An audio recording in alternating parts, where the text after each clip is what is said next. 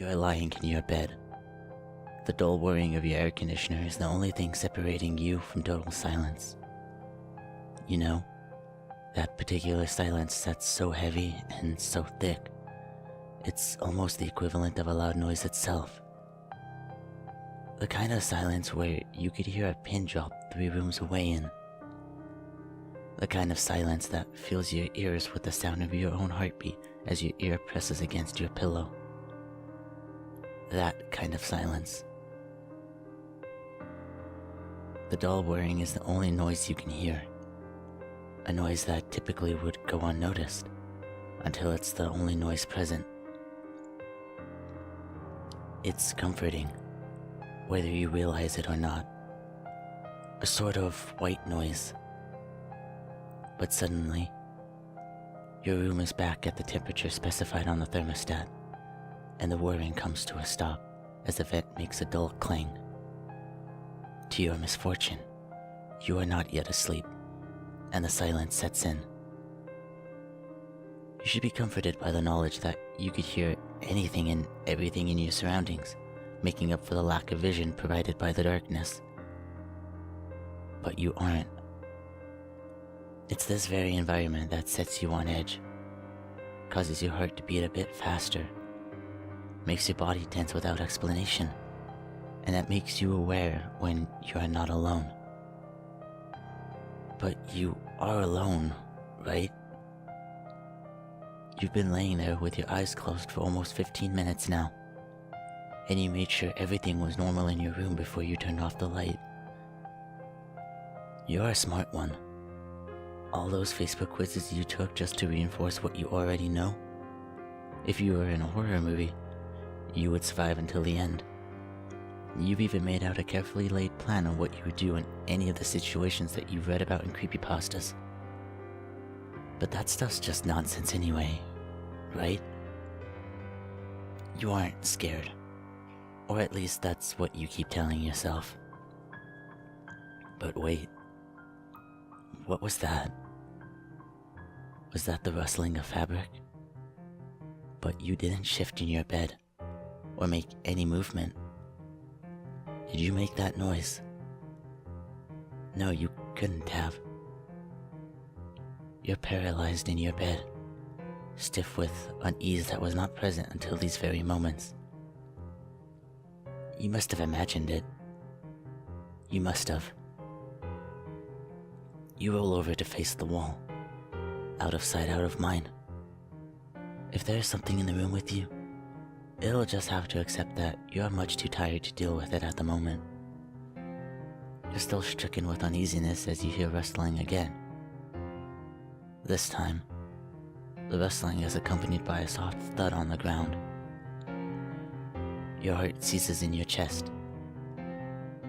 Did you really just hear that? No. You've just gotten yourself worked up over nothing. You really should stop playing horror survival games so late at night. It's messing with your brain.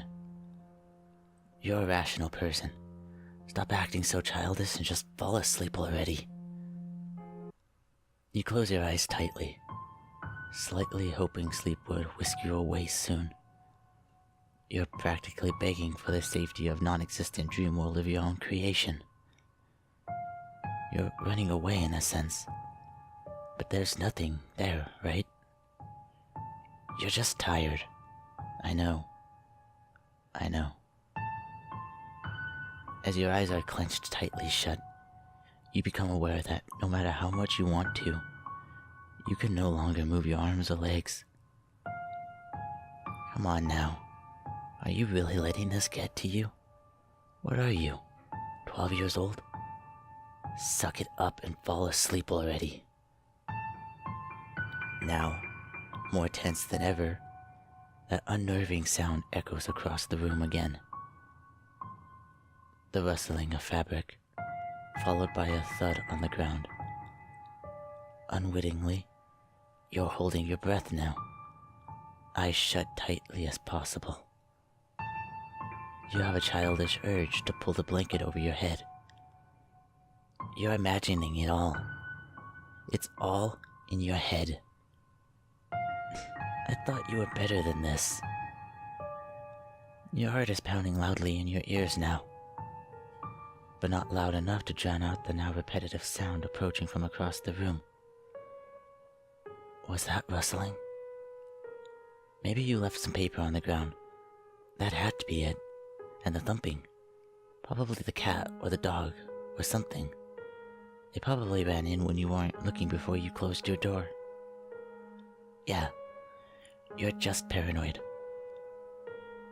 The noise is now within a foot of your bed, and with your back to it, you don't dare turn around to investigate. Not that it'd do you much good. The only light in your room is the dull glow of your cell phone on the nightstand next to you. You plugged it in before you crawled into bed, remember? But you don't dare turn around and look. There's nothing there anyway.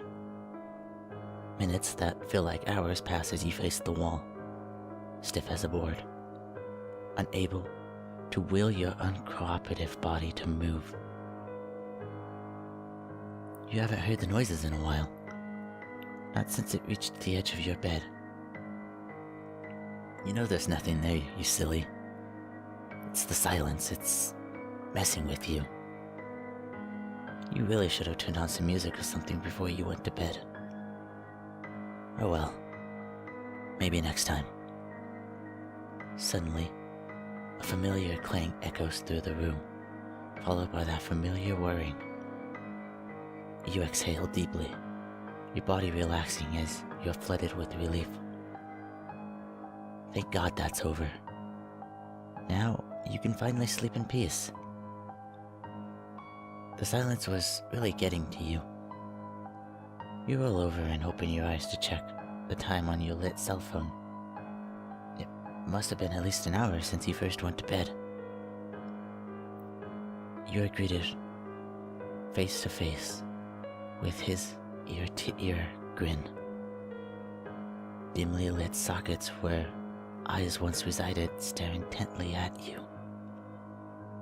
Ah, I see you're still awake.